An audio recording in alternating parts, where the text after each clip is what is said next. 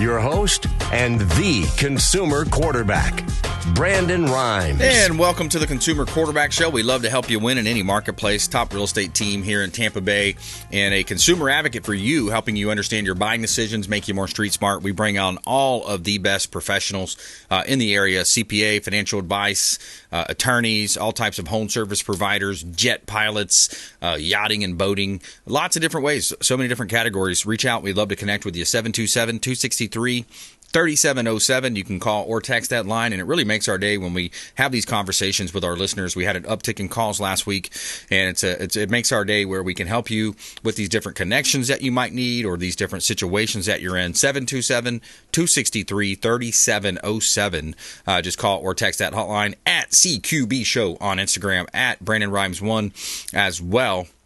And you can check us out on the website, consumerqb.com.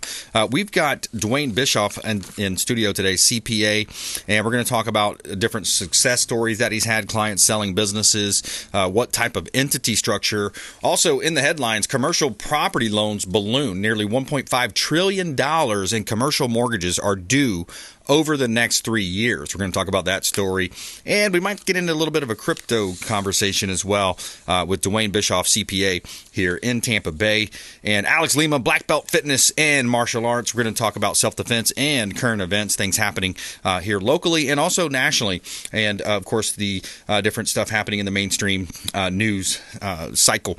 So before we do, we always like to feature our real estate listings live on air. It's part of our strategy to help our sellers sell faster for more money, maximize the profit when you're selling your real estate properties. That is our number one mission when we take a selling client on a new listing. It's, hey, let's help them sell faster for more money, and let's set more records. Last year, we set about 28 records in different neighborhoods that we sold properties, and setting the record for the neighborhood is not an easy feat, and we do that all the time with Livian Coastal Elite and Platinum Coastal Elite. All right, we got a couple of hot listings here. I want to let you know about this property on Burger Road in Lutz. This is a mansion for sale, 10,000 square feet, 10 bedrooms, 9 bathrooms, beautiful home. This is over an acre of land, 12 bathrooms, right? Indoor pool. We got a full bar, oversized deck, full tennis court, movie, library. We have a movie theater, library, sauna, 2 master suites, a grand balcony, and more. 10,000 square foot home. 3704 Burger Road in Lutz, Florida. That's Hillsborough County. Now, we also have another one here. The one on Monterey is just a gorgeous home here at 605 Monterey Avenue. This is in Clearwater, Pinellas County. Beautiful home. Screened-in pool. Beautiful patio area in the back. Great floor plan. You walk in, it's very open and airy floor plan. 3 bedrooms, 2 bath, 2163 square feet. You got a newer hot water heater, roof, AC unit, circular driveway, courtyard, additional parking pad. Beautiful home here at 605 Monterey Avenue in Clearwater, Florida. You can see all of our listings at PlatinumCoastalElite.com. Yeah, I'm racing my class to those saving our ass overseas. That's right. All right, Duane Bishoff. Welcome back in, Duane. Thanks. Great to be here. Yeah, man. Yep. So you got a lot going on. It seems like you're always busy. CPAs get a little bit of a downtime on certain times of the year, don't you? You get a little bit slower time, or is it in November? Maybe November. Right. Yeah. Because I know not too much. We have, tax season comes. We're so busy, and then we have, if you do auditing, we have audits that have to get done. So we put those off. So now we're doing those and meeting those deadlines, and then you got. There's always something coming in. Exactly. Extensions. Yeah. So it's full blast until pretty much November. Yeah, man, it's interesting. And, this commercial space is scaring me a little bit here. We in previous shows, we talked about 12.9% vacancy rates in commercial properties. That's mainly due to remote work and e-commerce hitting high demands, malls and office buildings. And now, this story I just picked up off of the LinkedIn, it says nearly $1.5 trillion in commercial mortgages are overdue in the next 3 years, according to data, putting a number of landlords at risk of default. Commercial borrowers have piled into interest-only loans, making interest-only payments during the loan, with the principal due at the end. Now, typically that's okay because the property is going to appreciate. Maybe they'll refinance, pull out some cash, maybe do some other deals, right. Maybe, and then sometimes they'll just sell the building. But that's potentially a big balloon popping up there, Duane. What's your thought on that?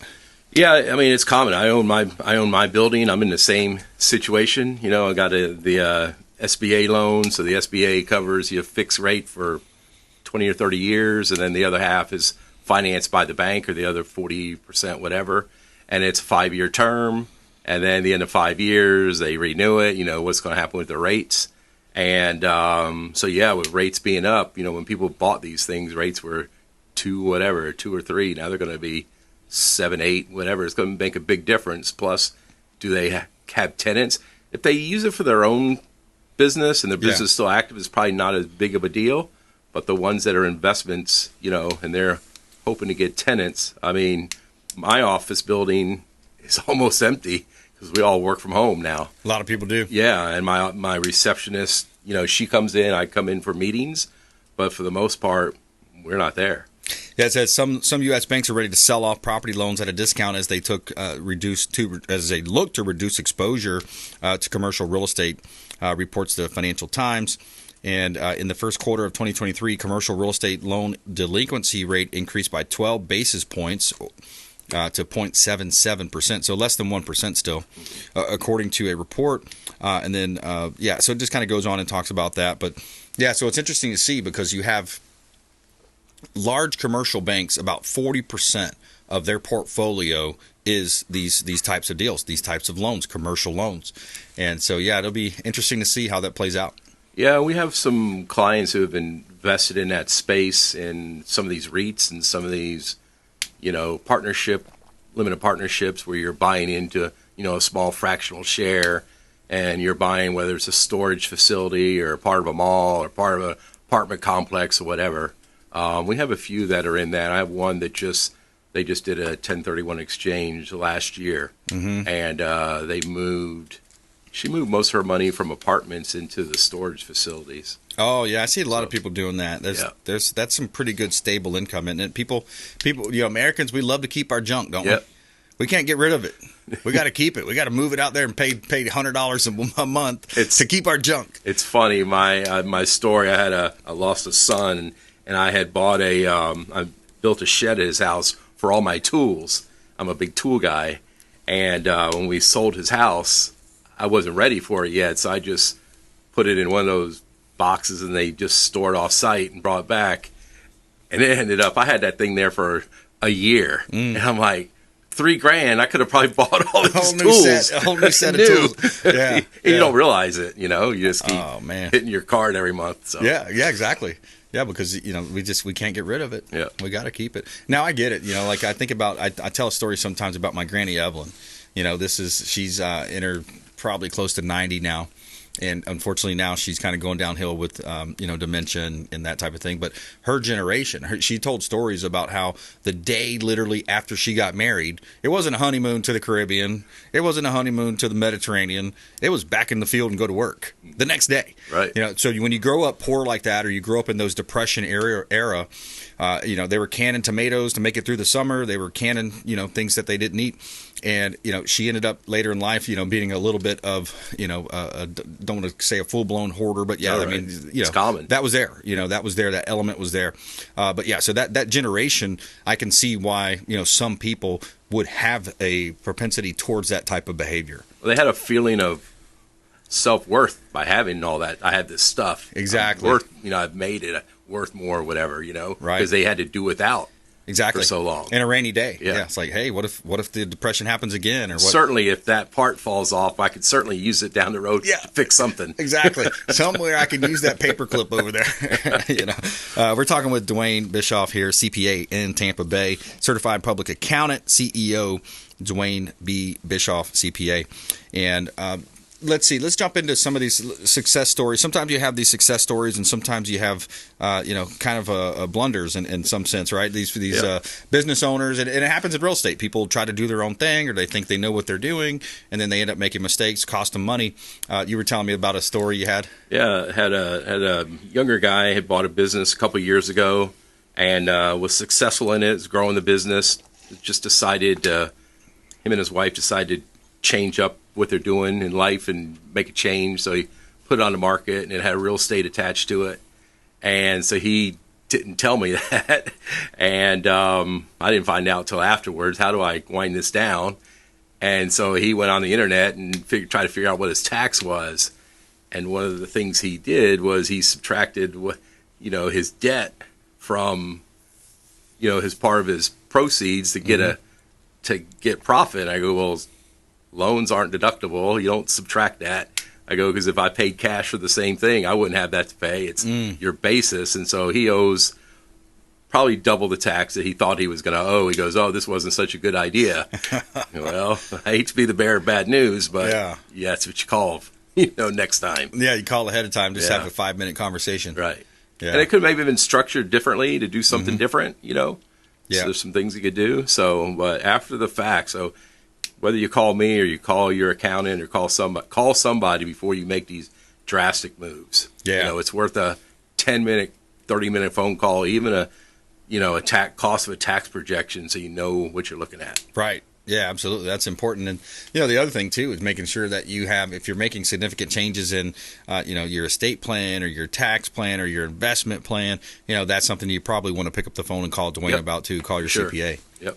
Yeah. Those are things to consider, and it's hard to undo once you already did it. Absolutely. After the fact's tough. Yeah, exactly. So talk to me a little bit about, we mentioned 1031 exchanges. Can you give just a brief explanation of what that is? Yeah, so the 1031 exchange is basically a tax-free exchange. It comes back from back in the day when, a guy, the grass is always greener across the street. And so I lived on this house or this place, and I want the guy's house across the street and he wants mine. So we say, you know what, let's swap. We'll swap our houses. Well, if you swap it, it's an exchange. There's no tax. Now your basis and what your original house was becomes your basis in your new house.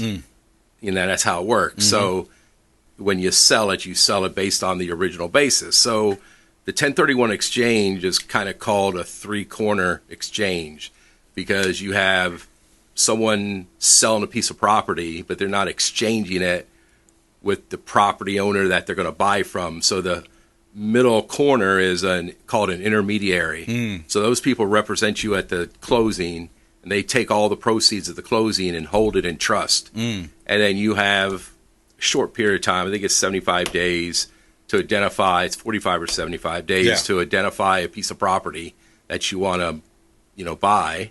And then you have 180 days to close. Right. And so then the closing, this intermediary then represents you at the closing, and if you put all that money into the purchase of that house, or property, not a house, but property, it generally would be a tax-free exchange. So it's got to be a commercial property or a rental property. Okay. So your individual homes don't work. Your vacation homes, unless it's a rental, and if you have a vacation home, there's a period of time you can rent it to establish it as a rental property, and then it would qualify. Okay. And you can do reverse exchanges too. You can buy one before you sell one. It's a little trickier, but you can do it that way too. Okay. Yeah, that's interesting. Yeah, we see a fair amount of those of people, like that opportunity. A lot of folks right now are selling from up north, bringing that equity down south here in Florida and looking to take advantage here. Right. Yeah, sure. Especially industrial buildings, all different types of businesses. I get calls from, hey, I've got this, contracting business or renovation type business, and we're seeing a lot of that, a fair amount of that. Coming up, Duane Bishoff, more with CEO of Duane Bishoff and Associates, and we're going to talk with him. Also, I got a story about this kind of a SEC targeting crypto giants. We're going to talk about that and a little bit about crypto here coming up. Not a proponent of that, but I like to talk about the stories and some of the different missteps that people make on that. More with Duane coming up. Later on, we got Alex Black Belt Lima in the house, self-defense, current events, things happening out there as well. We'll be right back here on the Consumer Quarterback Show, consumerqb.com. Call Brandon today at 813-917-1894. All right, welcome back. And we got another one at 14 Baywood Drive. This is a hot listing that we've got from the Platinum MVP team at Keller Williams Realty. Livy and Coastal Elite as well. 14 Baywood Drive. This is a beautiful home, 2913 square feet, 4 bedrooms, 3 bath. What I love about this home as well is you're in the community where you have a private boat ramp, bay access to the Gulf of Mexico, boat docks as well. 14 Baywood Drive, Palm Harbor. This is a completely remodeled 3-story home, beautiful home, 14 Baywood Drive. One of our hot listings listings from the Platinum MVP team. We got a new commercial listing also in Riverview. This one's 7202 US Highway 301 South in Riverview. This is a great asset because you've got a mechanic shop that's locked into a 5-year lease, making some good income there monthly. You have a barber shop on one side as well, and this is a corner lot. 2 parcels. You got a newer roof AC system as well. You got an auto repair shop currently leased 7202 US Highway 301 South in Riverview. Great opportunity to own real estate right here in beautiful Tampa Bay. You can see all of our listings, platinumcoastalelite.com. This is God's country. All right, Duane, so you and I were talking a little bit prior to the show. We're not really big fans of crypto, but I like this story because it's kind of interesting. But the SEC targets this crypto giant. So a day after filing charges against Binance, the Securities and Exchange Commission sued Coinbase, claiming that the crypto firm broke its rules for years by letting users trade tokens that were unregistered securities. On Monday, the SEC charged Binance and its founder, Changpeng Zhao, with 13 security law violations, a move which resulted in $780 million pulled by investors from the world's largest cryptocurrency exchange in 24 hours, reports Reuters. The SEC lawsuit alleges that Binance misused customer funds and lied to regulators and investors with claims that it commingled billions of dollars in client funds and diverted them to a separate firm run by Zhao. In a statement, Binance said the allegations that user assets were at risk are simply wrong. So, yeah, interesting, right? Oh, yeah. It's so that's what I was telling you. The people love it because it's not regulated, and then people hate it because it's not regulated. Exactly. And it's just tough. That Coinbase is a very big one. I mean, the clients we do 1040s for that are involved in it, I would say 75% of them are in Coinbase. Yeah. And we get reports from Coinbase of, their trades and what they've done in it. The thing about crypto is if you're just buying it and holding it and selling it, it's kind of like a stock, if you're not using it, but it's actually monetary. So you can use it to buy a car or buy a vacation or rent, do a rental. When you do that, you could be incurring a gain or a loss depending on what you paid for that crypto when you bought it versus the value that you got from it when you used it. Right. So those get we don't have hardly anybody who's done that. We had a couple. It gets very intricate and, hard to try to track that. Right. And, put it this way, their bill goes up from us. Yeah, exactly. I mean, it's more time to monitor it and check it and look at it and count it, and it gets confusing, man. Sam Bankman-Fried, he was involved in that. Correct. I mean, there's a lot of scams in that space, man. That's just it's not a place I wanted to be. I wanted to go there, but I know some people like it. But yeah, it's interesting. Yeah. It's interesting to think about. Something else big in the news is the IRS. So I want to talk about that. The $80 billion that we thought was going to get pulled when Kevin McCarthy reached a deal with Joe Biden and ended up pulling like 1.7. They said it was a big win, right? Oh, $1.7 trillion deleted from the IRS budget, that $80 billion that was passed. So it's kind of ridiculous, right? I mean, it's a shell game. Like, oh, let's jack it up this high. And then 6 months later, we'll say, oh, yeah, we knocked it down, $1.7 trillion. What do you mean? Right. Yeah, well, that's still $78.5 billion of new IRS agents. What are the effects of that going to be? I mean, as much as they keep saying the small guy's not going to get looked at, the small guy's going to get looked at. Yeah. I will be the first to tell you, us dealing with the IRS, they have antiquated systems. Their systems do need to be updated. They do need more manpower just to be able to carry on business. Mm-hmm. I mean, if we write a letter, it may get looked at in 4 to 6 months. If you get on hold, I mean, I pay to cut the line on a line that's just for accountants, and it still takes me forever to to talk to somebody. An extra fee. And about half the time, they don't know what the answer is. You know, and so it's just a disaster. The states have done a much better job at this. The state revenue departments are much better. The IRS is really a disaster to try to work with. But they do need more people. But I think all these auditors, they're not going to audit the big firms. They're going to audit the small business firms. Yep. They're going to audit the Schedule Cs. And you're going to start seeing that when those 1099s that are coming out, that people are going to be getting, that's where it's gonna, you're gonna have to justify.